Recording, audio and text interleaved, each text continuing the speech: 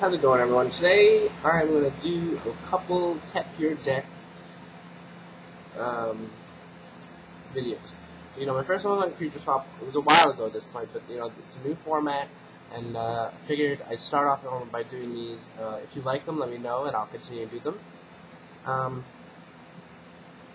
Today I'm going to do 3 videos. You can watch them all back to back. I'm going to put them up at the same time. The first one is a double trap Your Deck. This one, Gozen match. I'm going to talk about why this wrecks this meta, specifically. It was good last format, I used it, and it's good again. If you're trying to, run a deck that's not completely meta and uses, all this, for the most part, a majority, I would say, 80% of your monsters are the same type, this card's a good side card. And I think another good side card is Vanity's Emptiness. Royal Oppression's gone, so there's no way to control special summoning except with this card. It's pretty easy, to at least go off and then lock out your opponent with this card for, the turn or two that you need. So let's start off talking about Gozen match. Excuse me for my voice, I'm a little under the weather, but definitely getting better. Gozen match. If you don't know what this card does, it says each player sends monsters they control to the graveyard until they control one attribute. Each player cannot control monsters with different attributes. So that's what that card does. So essentially, your opponent summons Debris Dragon and takes Spirit Reaper from the graveyard. You activate Gozen match, he has to choose. Does he want to keep his Debris Dragon or Spirit Reaper? Can't Black Rose it. It's just so good this format. With the way they hurt Samurais. Samurais are going to have to be a little more creative, this format, in how they use their Onishi, what monsters to use now that, you can't run 3 of the search card. So you might see some more Onishis in the deck, even the Great Shogun that limits, what spells and traps you can activate, Fire type. So it's definitely, you might see some of those Water and Fire commons, try and make a play. So the way they hurt Samurais, this card, despite how little they're played now, definitely hurts Samurais way more than it did. It hurts, obviously, Chaos decks, Twilight decks, Light and Dark, good amount of them being used. So, they're either going to have to stick with the majority of their deck, which is a Light, or, go for that Chaos Sorcerer or something.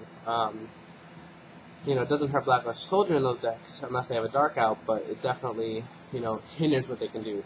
This card stops plants right in its tracks, being all over the place with Dark and Wind and Earth type monsters all over the place.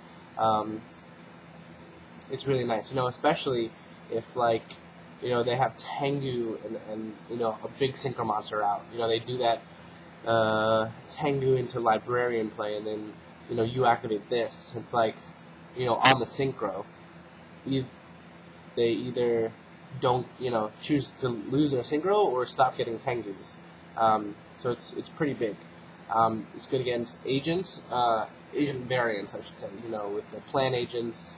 And the TG agents and Chaos agents. Doesn't hurt pure agents, obviously, but people are trying to use the variants, and it really stops that kind of speed in that deck with the TG and stuff. So I definitely think this is a card you should try out this format. I run it in my Karakuri side for sure because they're all Earth, so it's nice. Next card, Vanity Emptiness. What this card does, if you don't know. It says, nobody, neither player, can special summon monsters. Destroy this card when a card is sent from the deck or field to your graveyard. So if you activate a magic card something, this card dies. But essentially, you would go off with all your special summoning, go crazy, and then, maybe then during the battle phase, activate Vanity's Emptiness. So you can't be Tragged, can't be Gorged, can't be Battle Faded, you can't be anything. And, they just have to take everything direct. And then on their turn, they're going to have to MST this basically, or Dark Hold or something, get rid of one of your monsters, just to ensure that this goes away. If they can't, they're no Hyperion, no Sorcerer, obviously no nothing, no more Tengus. So that's what I'm saying. Like after you go off, activate this.